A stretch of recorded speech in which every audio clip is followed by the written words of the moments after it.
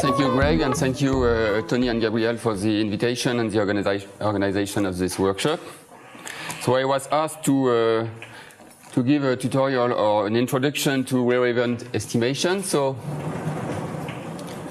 in the first part of this talk, I will give some very basic ideas in an informal setting, and then I will illustrate these ideas on a topic in molecular dynamics. Okay.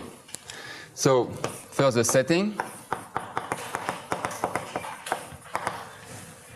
So imagine that x is a random variable, say on R or Rd, with, for simplicity,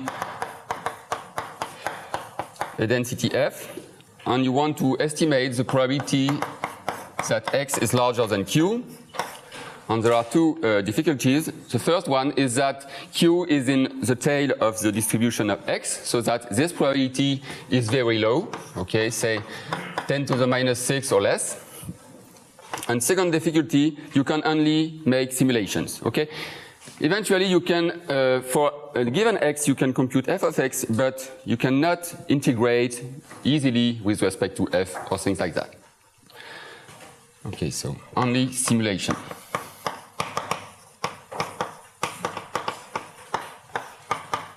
Meaning Monte Carlo methods. So here is a big picture. You have your PDF. You have q, and you want to estimate the probability p that x is larger than q, right? Okay, then, since you can only do simulations, first I want to specify that I won't let this probability go to 0. If you let this probability go to 0, then you are talking about large deviation principles, and there are some dedicated techniques like exponential twistings. You can look at logarithmic efficiency, etc. I won't go into this during this talk. Okay, it's a different topic. It's a different matter. Okay, so since you can only simulate, the first natural idea to estimate this this probability p is to apply a naive or crude Monte Carlo methods, also called direct numerical simulations. So you simulate x1, x1, xn according to mu, and you consider your natural estimator, which is the proportion of points which are above q in this sample. Okay. So p hat n for this crude Monte Carlo is simply this proportion of successful points. Okay, so if you come back to this picture, you just simulate according to this PDF, okay, and you count the two. Of course, I think that everyone knows the problem is that if P is very low, you won't have any points in the tail of the distribution unless n is very large. So you can be more precise about this, since here this xi are IDs, these are independent and Bernoulli variables with the same parameter p. So n times your estimator follows a binomial distribution with parameters n and p. So you can say everything about it. In particular, that this estimator is unbiased, okay, and it has for variance p times y minus p over n. Okay, so it's unbiased. It says that in average you have a good estimator, but it's just in average. Now the precision comes from this quantity, and you could say since p is very low, 1 minus p is about 1, so it's about p over n. P is very low, n is large, say 100, 1000. It's your number of points. Then this variance is very low. Of course it's false, because what you want to estimate is p. P is very low itself, so you have to rescale this quantity and look at the relative variance. So this means that you have to divide by p squared. And this will be the criterion that we'll consider in all these talks, okay? Relative variance. So now the relative variance is 1 over np, and you see that unless n is of order 1 of p, this relative variance is a disaster, okay? And it's not surprising because it just tells you that if you want to estimate an event with probability 10 to the minus 6, you have to simulate at least 1 million points, okay? So this is very large unless n is. So this is the first idea in rare event estimation, is that you can't apply naive or crude Monte Carlo methods because of this relative variance, which is much too large. Okay, so what we have to do is to apply what we call variance reduction techniques. Okay, we want to do better than this, and there are several methods, and I will only present 2 of them. So the first one is known as importance sampling.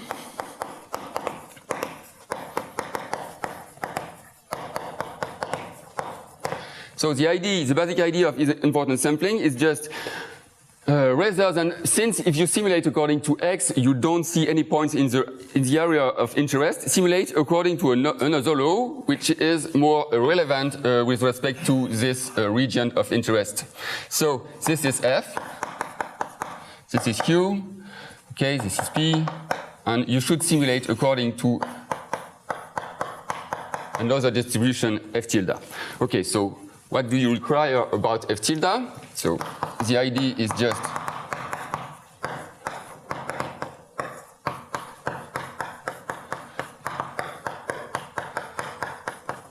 to simulate like this. So conditions. So first, f tilde should not put mass where f times indicator that you are larger than q puts some mass. So f tilde of x equal to 0 just implies that f of x is equal to 0.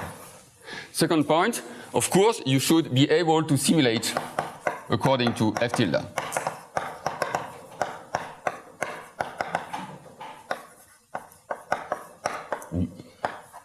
Okay. And last point, for each x, you must be at least larger than q. You must be able to compute the likelihood ratio L of x, which is equal to f of x. Okay. If these conditions are fulfilled, then you can consider the estimator called the importance sampling estimator, p tilde, which is 1 over n. So one part of the estimator is just like before. You count the proportion of points which are above q, but since you have cheated, since you don't have used the law mu, but the law mu tilde, you must fix these things through this likelihood ratio that I have introduced here. Okay. So what should you do that? Because if you consider the expectation of Pn, okay, so since everything here is identically distributed, it's just the expectation of L of x tilde 1 that x tilde is larger than q, so you can do it as an integral. L tilde is the ratio between f and f tilde. Then you have your indicator, and since x tilde is simulated according to f tilde, you end up with this. So here, this disappears, and what you get is the integral of f over q. This is exactly p. Okay? So your estimator is an expectation equal to p. Fine. But as we said before, we should look at the variance. So variance of p tilde n, since they are independent, also independent, is just 1 over n times the variance of a single variable. Okay?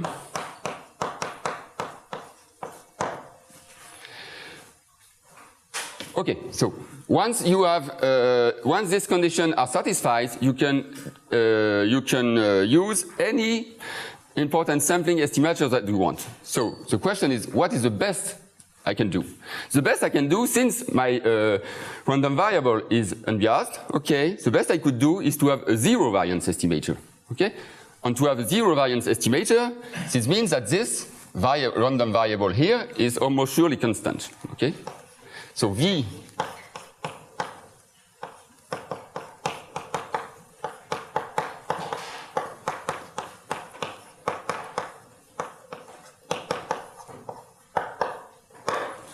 and when I translate this in terms of densities, this means that f over f of x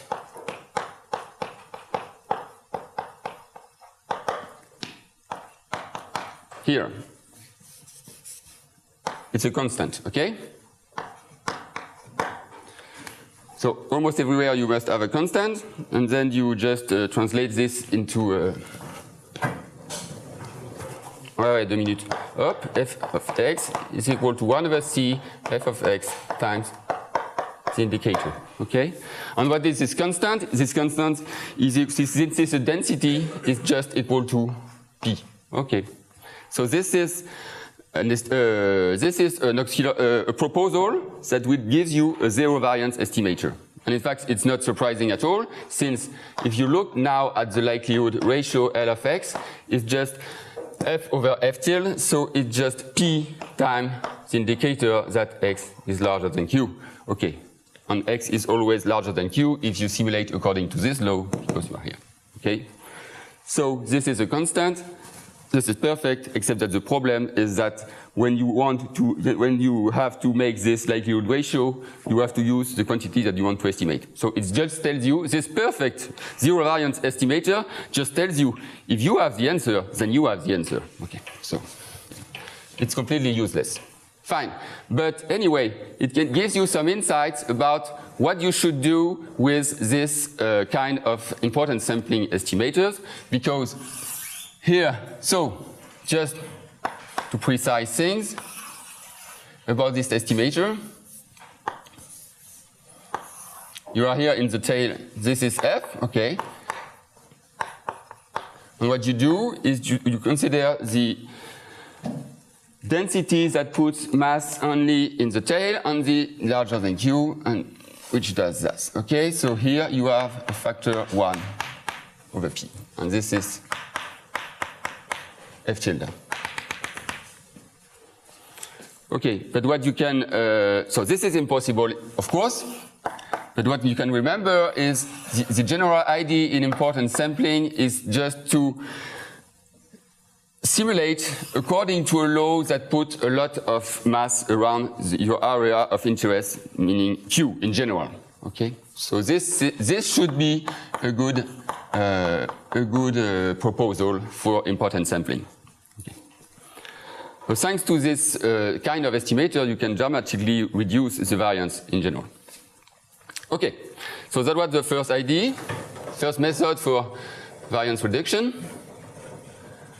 And now let me explain the second family of techniques called multi-level splitting. So I will explain them in a very general, informal context, and we will be much more precise at the end of the talk for the application in molecular dynamics. Okay, so informally, what is the idea of multi-level splitting? The idea of multi-level splitting is you have a big problem, difficult problem. For example, you want to estimate 1/2 to 20. 1/2 to 20 is approximately 10 to the minus 6. Okay.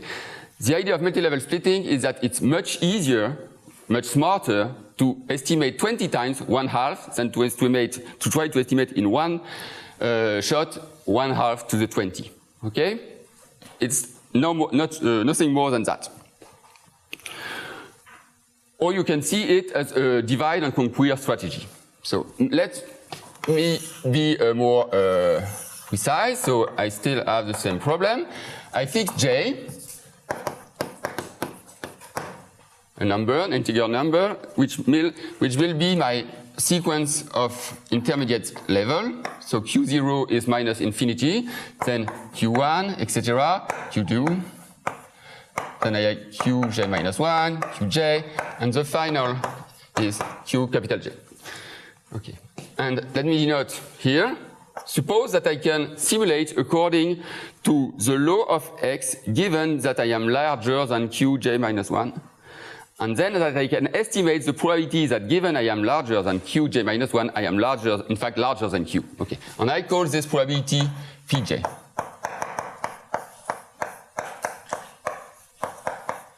Of course, I don't, for now, I don't precise how I can do that, but let's suppose I can do it. Then, thanks to the base formula, of course, the probability that x is larger than q is just the probability that you are larger than minus infinity times the probability that you are larger than q1, given that you are larger than minus infinity, times the probability that you are larger than q2, etc., etc., is just the product of the probability p1 times p2 times pj. Okay? So now suppose that you can estimate this probability. So this is base formula.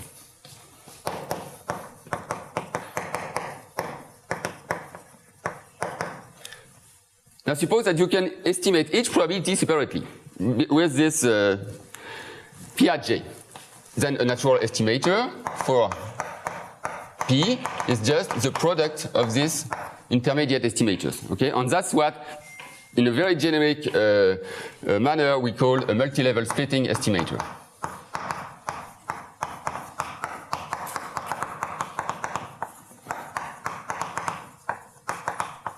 Okay, but if I only say that, I can't be precise enough, so I have to make more assumptions. Let me suppose now that each pj is estimated independently, and that I have a CLT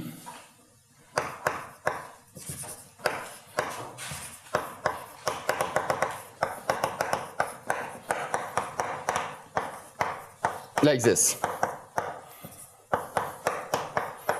So it's each pj is estimated thanks to a sample of size n, as before, okay, capital N. So I have a CLT here with an asymptotic variance sigma j square. Fine. Then if I should have write it like this, since I don't want to lose time. Okay, so since you want to estimate the product of the pj, what is natural is to go through the logarithm. Okay, so if you take a logarithm here, it's just a delta method. What you get here is sigma j square over pj square. Okay, that's the delta method. Okay, now since you want to estimate log of p, or p, but log of p would make the job, then you have to make the sum of these estimators, okay? And since everything is Gaussian and independent, you can do that. You can here cancel this term, and what you have here is the summation of these asymptotic variances. And now you make again, so second step was independence and Gaussian, and again, since you want the estimator of p, you take the exponential, and what you get here is p squared. Okay? So assume that you have a CLT for each intermediate estimator pj hat, then you have also a central limit theorem for each for the global estimator p. Okay? And this, if I look at my relative variance, asymptotic relative variance, what it tells you is, of course, each time you have a CLT, it's in 1 over n, okay?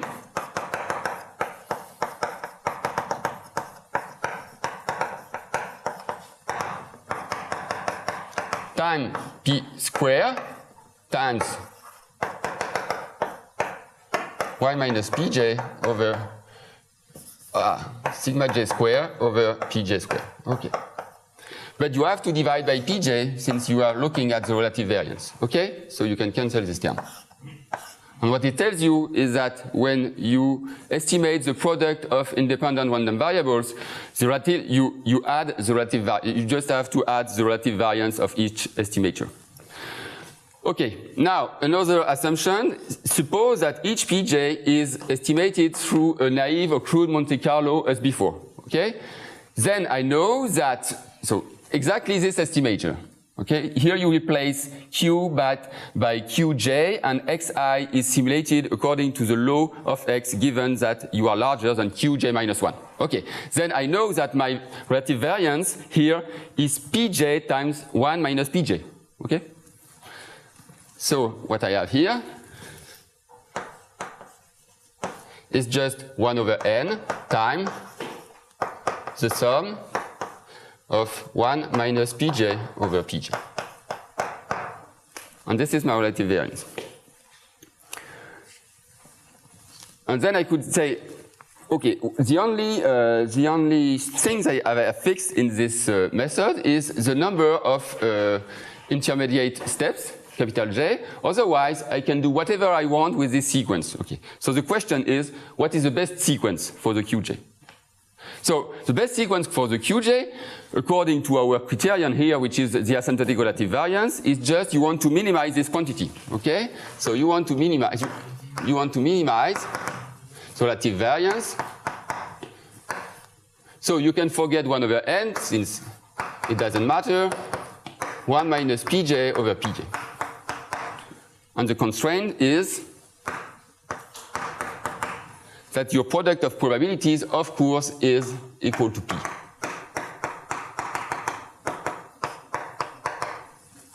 All right? So this is a constraint optimization problem which is very easy to solve, and you see that you have to take p1 equal to p2 equal to pj, and since the product must be equal to p, this is equal to p to the 1 over j. Okay? So it tells you that you have to balance the probabilities.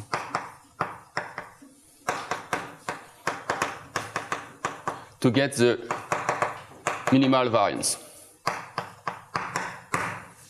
Okay, so let me call this p1 over j, let me call it p0, okay? Which means that j is equal to the log of p divided by the log of p0.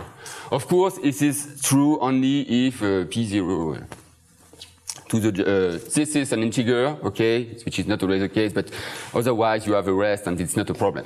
Okay. Let's keep it simple. So what I do now is I say if I don't fix j. So now I know that the best thing I have to do is to place this intermediate level so that at each step I have exactly the same probabilities. But of course this is impossible. Because you want to estimate this probability. If you could estimate everything in between, you could estimate these probabilities. So it's like important sampling. Okay, the best solution is completely unrealistic. Anyway, what I say now is, okay. So what I say now is, suppose I don't fix j. I can also let j be as large or as small as I want. I am looking now at this, so this quantity is just j time 1 minus p0 over p0. Okay, this I call it phi of pi 0. I have forgotten this 1 over n because it doesn't matter. And I have log of p divided by log of p0 times 1 minus p0 over p0. Okay. And what I say is P0 is linked to the number of intermediate steps, so I can, this is a relative variance, okay, times n. So what I can say is look at the shape of this function.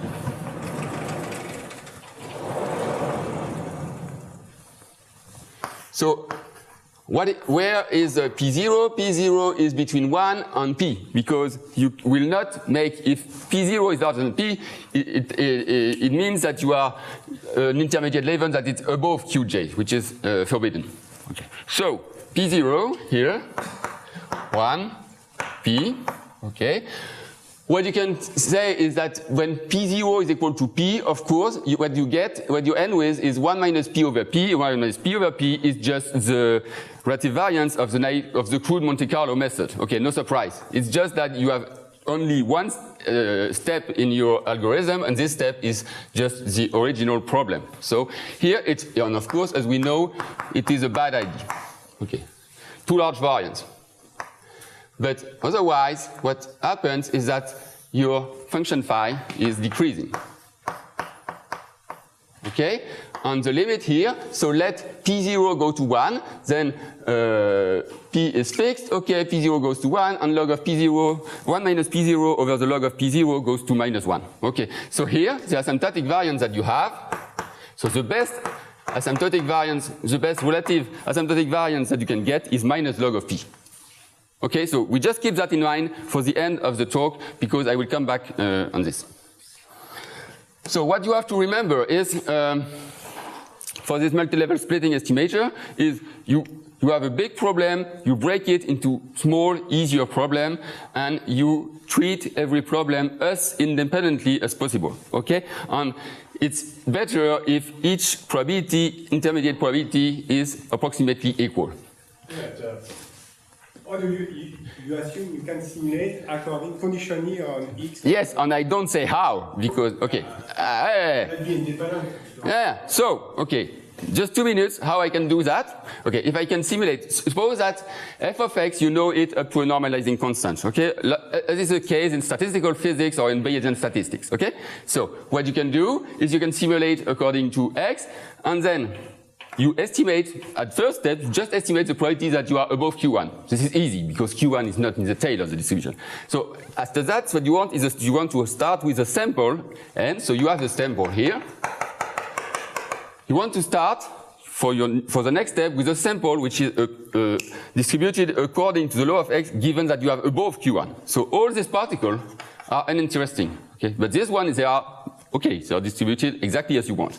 What you do is you clone these particles. Suppose that is approximate. Each particle here, you clone it here, and then you do some Metropolis hastings. Okay. Ideally, an infinite number of steps of Metropolis hastings, okay, with a kernel which keeps the law of x invariance. So you are here, you are above Q1, you have a point here, you have a kernel that keeps the law of x, not the law of x given that you are above Q1. The law of x invariance. So, and what you do, since here you are started from a point that was already existing, you want independence. So you do it. You do one move, but one move is not enough to forget where you come from, to forget this. So you do it several times, okay? But if you want to do here, to come under Q1, you refuse, okay? Okay, so you stay and you do that. Okay, theoretically you should do that an infinite number of times, but you do that just a finite number of times, 20 or 30, depending on the problem, and what you end with is a sample which is distributed approximately according to the law of x, given that you have above Q1. This is a way to do it. Step, when you are in the last, you have lost. No, I have lost nothing because I do exactly the same after that. Yeah, but the number of steps each time is become more and more. Well, so what is the number of steps? The number of steps is just minus n log of p. It scales linearly with n in the case when p0 is equal to 1 or small. So the less, the small, you spoil my talk. Okay. That's my goal. That's my goal for all. Okay. So the larger P0 you can take is 1 minus 1 over n because you kill exactly one particle at each step. Okay. So if you kill one particle, it means that Q1 is the place of the minimal particle. So you just kill this one. So after that you do Metropolis hastings as I said. Okay, and a certain number of times. Okay, then you have now a new samples, size n, approximately independent, given that you are above Q1, you do exactly the same, you kill the lowest particle. And you do that. How many times do you do that? You do that approximately minus n log p times, because j is 9. So it scales linearly with n, the number of particles, but each step, you just have to move one particle. So it's not very costly. Okay? Wait. But the problem is, though, when you get to the tails, you keep projecting steps because Metropolis hastings will push you back in the direction of the wall. Yeah, so, okay. So but this is, okay, so your question is how you do so that you don't have too much rejection in your Metropolis Hastings. So what I can answer to that is that as for any Metropolis Hastings method, you have a tuning parameter, which is the size, typical size of a step. And this is, okay, the difficult thing to tune in your algorithm. So of course, so for this algorithm to work in practice, you have to get a very good Metropolis Hastings algorithm. Okay, but this is the case, in fact, for any method that where you use Metropolis Hastings. Okay, is that okay? Fine. So now I can come to molecular dynamics application. One molecular dynamics application.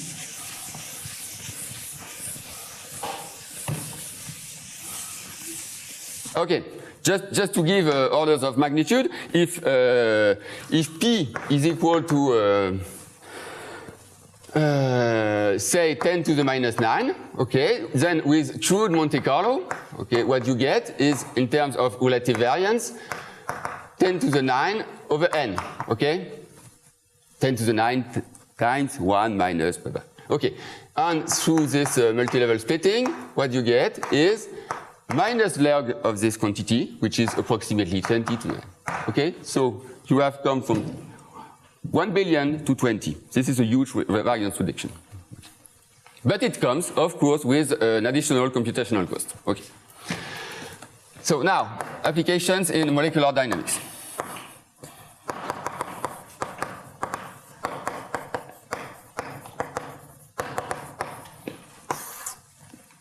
So I don't pretend to give an overview of this area since I'm not an expert, etc. And I just want to apply these ideas on a very specific problem. So I will consider the Overdam-Langevin dynamics. Okay.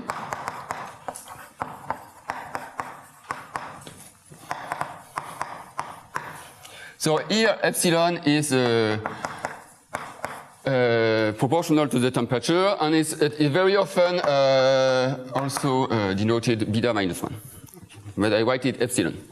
And V is smooth enough and grows sufficiently fast at infinity so that I have an equilibrium distribution mu dx, which is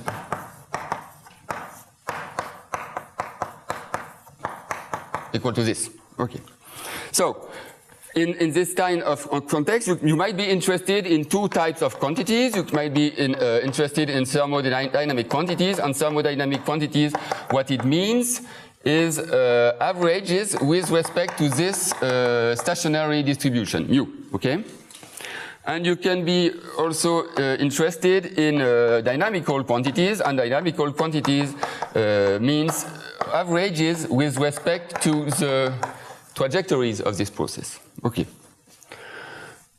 So I will just focus on one problem, but anyway, the problems are the same in both for both topics, because typically this potential V, okay, is what is called metastable. So metastable means that there are several wells, and the potential, the process xt spends a lot of time in a well or around a well before hopping to another well, and then spend a lot of time in the well, etc. So you make a great amount of time to explore the energy landscape of this stationary distribution mu. Okay. So just to fix ideas, you have here a first well, B is a second well. Here you have the level set of V. Okay. And suppose that here you are -1, +1. Yeah. This is the first coordinate. Okay, you are in dimension 2, and this is -1, this is +1. So typically, if you start from here, okay, near A, near the first well, what you do, as most of you know, you spend a lot of time here, and one day you manage to go from A to B. And what happens then is that you spend a lot of time here, and then one day you come. So if I look at this process from the point of view just of the first coordinate, here is the time, it is the first coordinate. I started here, so around -1. I spend a lot of time here, and one day I managed to go to B, and I spend a lot of time to B, and then so to give orders of magnitude, here is the time step. Typically, as Danny said yesterday morning, is the time step of the discretization is typically 10 to the minus 15. Okay, and here the time you have to wait before an interesting event happens is between 10 to the minus 6 and 10 to the minus 3 typically. Okay. Okay, so I should specify that what I say here, you can read it in Tony and Gabriel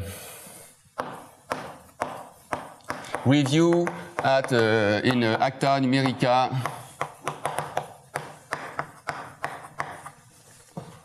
2 years ago. Okay, so what you can easily imagine is that this kind of event, which is going one day from A to B, is a rare event, okay? Because of this time span. So, what I call a reactive trajectory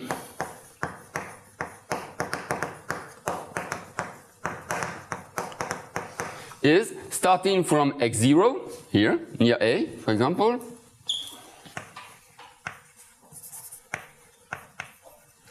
is going from x0 to B without coming to A first. Okay, so this is what is called a reactive trajectory. And imagine I want to estimate the probability of observing a reactive trajectory. So, crude Monte Carlo or naive Monte Carlo.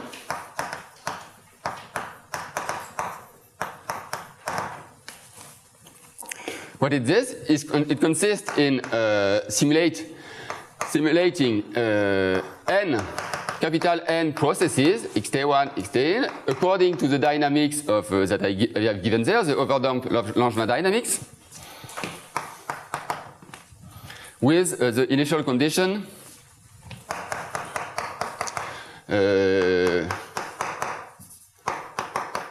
x0. Okay. And once you have done that, you just make the most natural estimator, which is for each trajectory which has start from here. Okay, you count the number of the proportion of trajectory which have reached B before A. But of course, most of them, since A is the well of your potential, they go to A before touching B.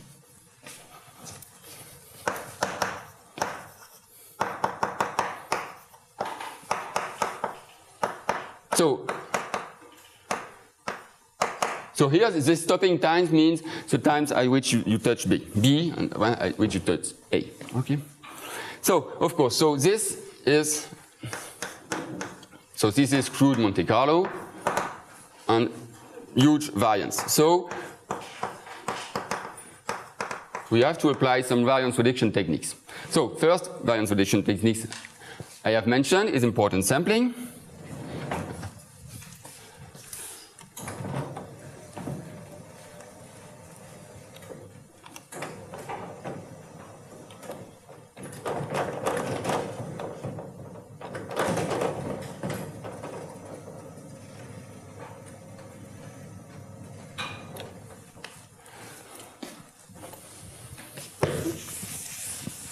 So what is important sampling in this context?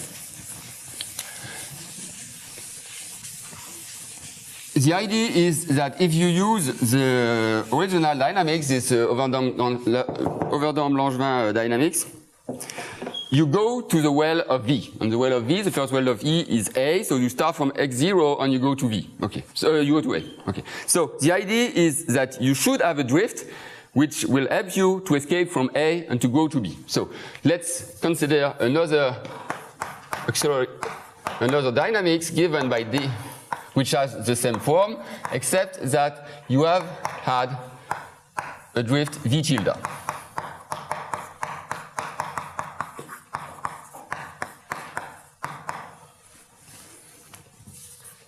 And you can still start from x0. So again, what you do is you, like in the original important sampling I've mentioned at the beginning, you simulate capital N trajectories, but this time according to this dynamics x tilde, and you count the number of them which will manage to reach B before A. Okay. So, but again, so your estimator, so you do that n times independently, okay? And your estimator, P tilde of n, is 1 over n. So what I said before, you count the number of trajectory which reach B before A, but you have your likelihood ratio. So what is your likelihood ratio? Remember before, my likelihood ratio was simply the ratio of the likelihood of x under the original distribution divided by the likelihood of x for the twisted distribution, okay? F tilde. So here it's exactly the same, except that it's more complicated. Because I have the likelihood of the trajectories until time 0, where it starts from x0, and the first time where it reaches B over A. So what I will denoted, tau tilde is the first time that one of these events happen. Okay?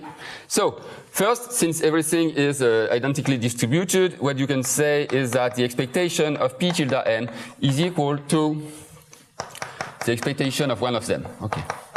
And the question is, what is the expectation of, what is this likelihood ratio? So this is given by the, so L of x tilde 1. This is given by Gersonov formula, okay, which consists exactly in what I said before, the likelihood of a trajectory for x divided by, for this original Overdam-Langevin, divided by the likelihood for this dynamics. So this is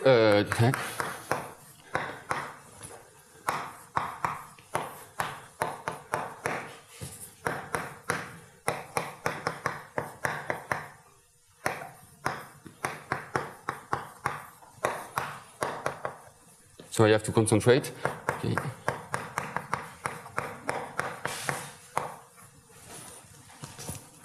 No, no, no. So I need my cheat sheet. Okay, minus, of course.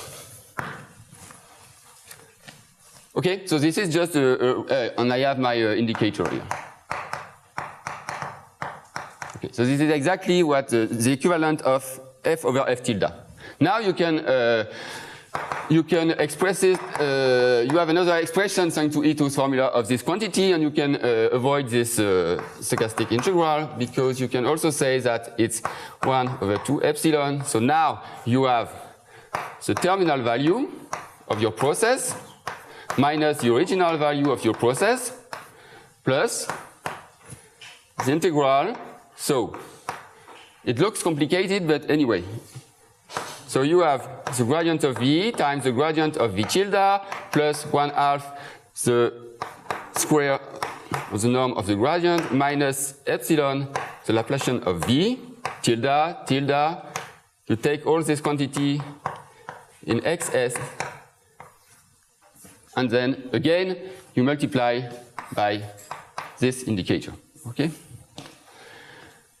Okay, so here you have something which seems very complicated, but what turns out is that, again, here for V tilde, what I didn't say, I just say a smooth potential, etc., and I can do whatever I want. Okay, so what is the best choice for V tilde? In fact, if you take V tilde of x, let me call it V tilde star of x equal to minus 2 epsilon logarithm of p. The probability that starting from x, I reach b before a.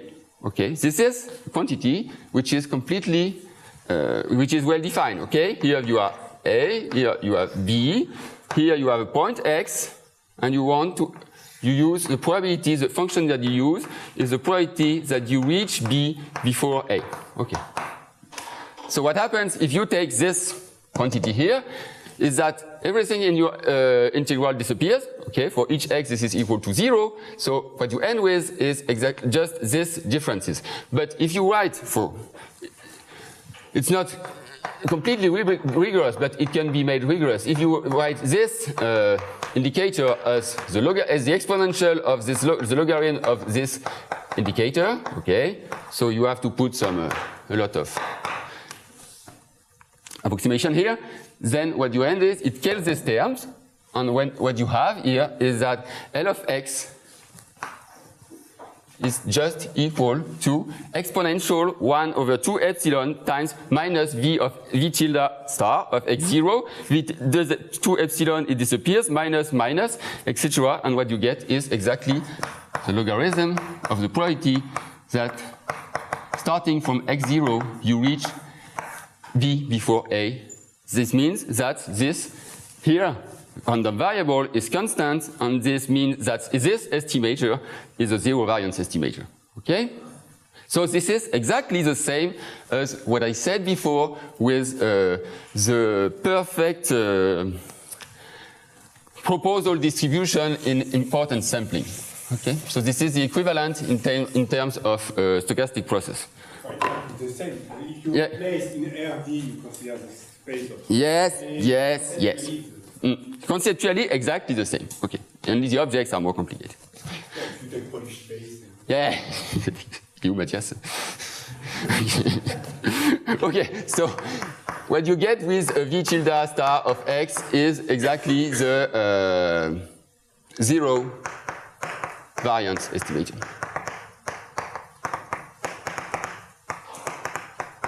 Okay, but of course, again, what you have as before is that if the thing that you need to get this estimator is the answer that you want, okay?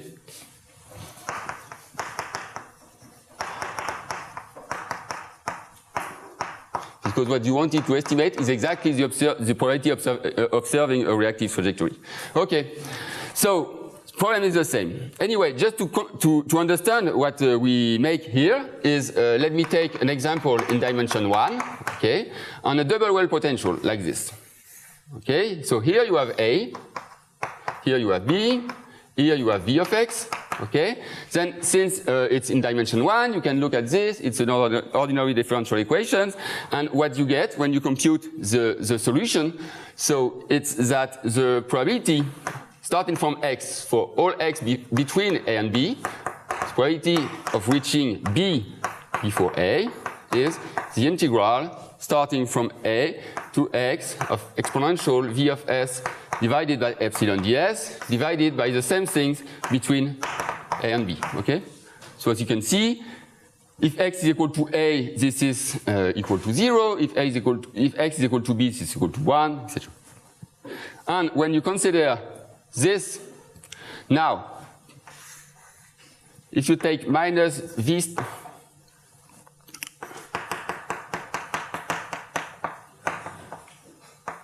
minus 2 epsilon log of this quantity, okay, and you consider the dynamics that you get here. The dynamics that you get here is exactly the Dope transform or H transform that was mentioned yesterday after the talk of Julien. And what it tells you is that if you want to go from A to B with this twisted dynamics, it puts you an infinite potential barrier here, and what you have is things like the potentials like look like this. And especially if you look at your new drift, okay, B of x, and you let epsilon goes to 0, so in the small temperature asymptotics, what you get is exactly the absolute value. So what it means is that when you are here, except instead of drift, you should do this. It means that your drift, your v tilde, what it does minus 2v, so that when you have to climb, the v does make the invert the drift. And you do that. What you have here is just a toboggan. So it doesn't take more time to climb than to go down. And everyone knows that from the Freiling-Weinzel theory, in fact. Okay. So the idea here is if you want to go to twist your original dynamics, what you should do, of course, this one is impossible because it's in the answer. But what you should do is to make an opposition to the original drift when you have to climb and to escape from a well. Okay. So now the second idea, oh god, is multi-level splitting. So, ouais. You say that the whole framework are the same conceptually, but here you have proven that the optimal choice is the commuter function. Ouais. Ah oui, I have forgotten to say it's the commuter function. This is called the commuter function.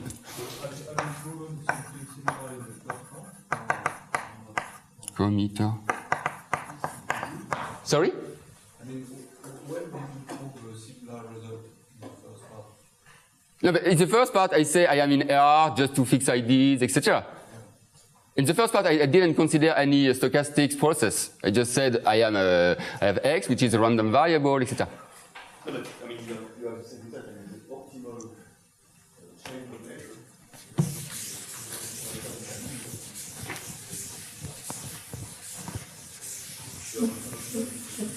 I mean, from an abstract point of view, as Laurent said, it's exactly the same. The zero variance estimator is exactly the same. It's a restriction of your original. The event form. No, first, there was no characterization in the event. Here, the event is the time that something is there. Yeah. That's why you can do more. Okay.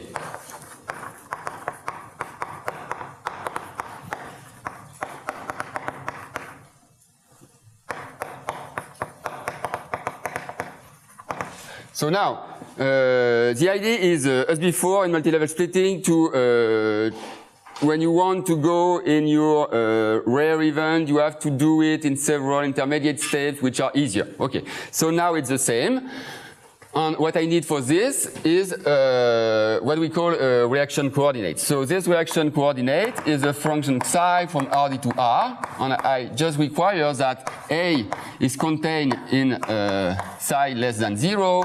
So from our first point, I fix psi of x0 equal to 0, and B is contained in psi larger than 1. Or just for simplicity, sometimes we could consider that is equal than xi larger than 1. Okay, so it just tells you want to go from A to B. Okay, you have x0 here. You have to follow the increasing values of psi. Okay, so here you have psi equal to 1, here psi equal to 0, and here you have an intermediate level S between 0 and 1. Okay, so if you go to 1, roughly speaking, you just have to follow the increasing level sets of psi. Okay, and this is called a reaction coordinate.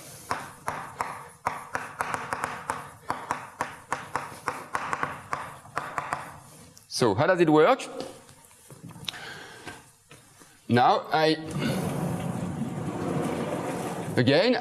consider a sample of size capital N. And remember, I want to estimate the probability that starting from x0, I reach B before A. So I will do it in several steps. So here is A, here is x0, this is level set 0. B is very far, I can reach it in just one shot. So I will simulate several, say n equal to 3. And of course, at the first step, I come back to A because A is a well of attraction. Anyway, what I look at is the maximum of each trajectory with respect to this reaction coordinate. Okay? And once I have this maxima, I sort them and I look at the minimum, okay, and I call it S1, it's a random value, okay. So I say this is, among my n trajectories, this is the less interesting trajectory. So I kill it, okay. I kill it and I replace it by a trajectory which has the dynamics of x given that you are above S1. How can you do that? You can pick at random, okay? You can pick at random one of these trajectories when it reaches the level set S1, okay? So you have these 2 points, uniformly at random, okay? For example, you pick this one, And then you start from here and you have your Overdamm-Langevin dynamics. So you go on like this. And you have a new trajectories. Okay? Then what you do is exactly the same. You look at the maximum of this trajectory and you kill the less interesting trajectory, which has now a level S2. Okay? So you kill it and you replace it by a new trajectory that you branch here or here. Okay? For example, here. Okay? And you do that until, so here you have psi equal to 1, which is our goal to reach, and you have now random variable j, which is the supremum, so that Sj is less than 1. Okay? And you have one trajectory, we didn't manage to do it. The other one, yes. So you just have to branch this last one that you have destroyed on this new trajectory. On the estimator, the adaptive multilevel splitting estimator for this algorithm is simply, so AMS estimator is simply P at n, which is the probability that you were before above S1 was 1 minus 1. You can estimate it by 1 minus 1 over n, since n minus 1 trajectories over n managed to do it. Okay, and then once you had reached S1, n minus 1 over n trajectories managed to do S2, etc. So a natural estimator for this probability of a pervert area J trajectory is 1 minus 1 over n to the j. And the randomness is here in this number of steps. So this is a random variable. So I just conclude with a few properties of this estimator.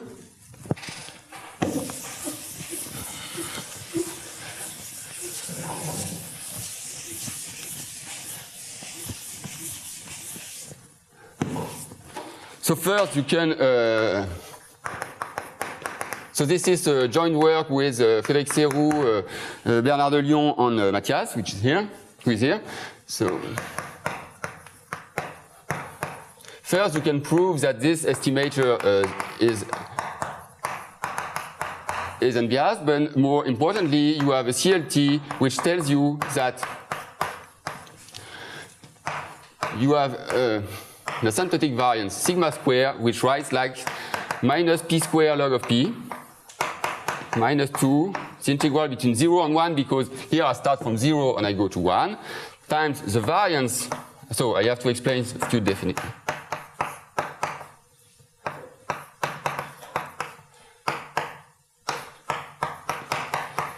So what is eta s? So PS first. PS is the probability that starting from here, level set S, okay, I reach, no, sorry, PS is here. Starting from 0, I managed to reach level set S before coming back to A, okay? So this is PS. And eta S is the law of X tau S given. Okay, so you see that this PS is a decreasing function times of, for S between 0 and 1, because of course the higher the S, the less the probability. So this GPS is negative. We have a minus, so everything is positive. So you have an additive term variance. Okay, and the pictures is just like this. You have x0, c equal to 0. Here you have 1. Here you have level set S. Here you have x. Okay, and here you have the probability that starting from S you reach A before X. Okay, so here the global probability here is PS, here it's P, that is equal to P1. So here the probability that you get is P over PS. So just to conclude, here you can see that sigma square is the best you can do is, no, the worst you can do is here you have, you can see it as a random variable with values between 0 and 1, okay? And with expectation P over PS. So the worst you can do in terms of variance is to have a Bernoulli random variable with this parameter. In this case, what you get for the variance is P plus times 2 times.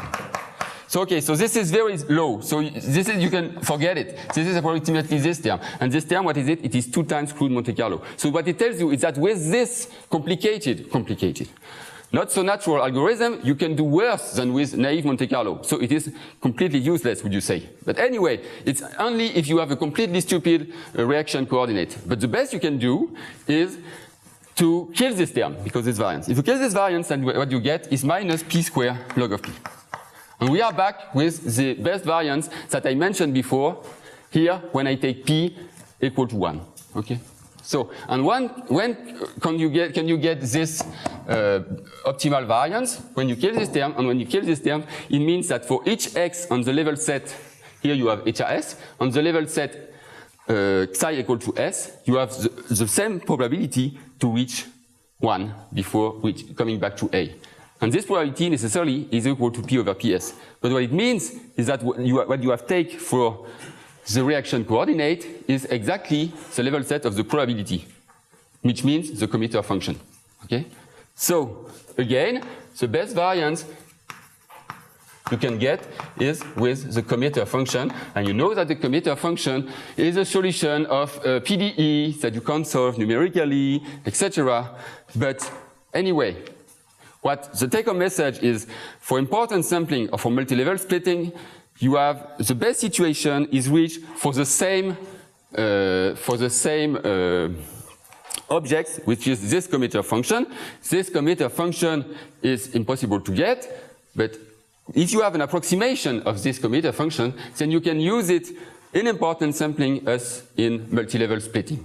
Okay, and so there are also some connection between this kind of quantities and Hamilton-Jacobi-Bellman equations of optimal control theory, and people have used this connection to build some sub-solutions. I think that Kostas can tell you much more about this. And okay, so the idea is that multi-level splitting and important sampling are not the same, but there are some huge, strong connections between both of them. And I'm done, sorry for being late.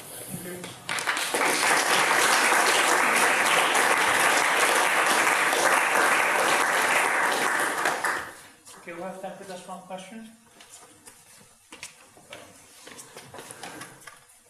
So you estimated the probability. Doesn't matter. So you estimated the probability of making the transitions. What if I wanted to estimate conditioned on going to B before A, the expected value of some functional along the Yes, path? thank you. Can you read through and reweight these paths? Yes, yeah. Okay, if I want, so you see this algorithm, multi-level splitting, I don't know where is the picture anymore. So if I want to estimate, for example, the law of x tau 1, okay, of the arrival points, given that I reach tau 1 before coming back to A, then I have a sample of n trajectories, which are exactly... What if I want to know something along integrals? If I want to estimate the duration of a trajectory, I can do it as well. Okay? The only problem is that I have an estimator with n, a sample of size n, but which are not independent. And in fact, this additive term here, it just takes into account the fact that I have not independence in my one. But anyway, I have an estimator, and I can do some estimation of the duration, for example, of a reactive trajectory. And this is exactly what we did with Tony, Félix Héroux, and Florent Marguilleux. In a very simple context, a double well in dimension 1, and what we noticed is that when you look at the duration of a reactive trajectory between A and B, it's, of course, when epsilon goes to 0, because it becomes very difficult to see reactive trajectory when epsilon goes to 0, okay? So what we noticed is that you have a shape which stabilizes, and, okay, you have something which moves, here it's epsilon, okay? And epsilon goes to 0, okay? Meaning, here epsilon goes to 0 and you go to the right. Okay. And this is the density of your duration from A to B. And we could see that we have a shape that comes from this. Okay. And in fact, we could notice it thanks to this algorithm. Then we just had to make the theoretical study, and what happens is you have a deterministic time that you know it's here it's Freidenweinzel theory that it tells you to climb from here to here, it takes the same times as from here to here in the asymptotic epsilon goes to 0. And the only randomness that you have with the distribution is just what you do here at the top of the hill. And at the top of the hill, you can, you can say, toss a coin, etc. And the randomness is a Gumbel random variable. Okay. But the way to see that we had a law here, we could do it thanks to this algorithm. So oppositely, if you make important sampling, since you have biased everything, you can't do any. You can estimate with. If you want to estimate the probability, you want to estimate the probability. You can't estimate the duration of reactivity. Okay, thanks. So we just go the rest of the time this week.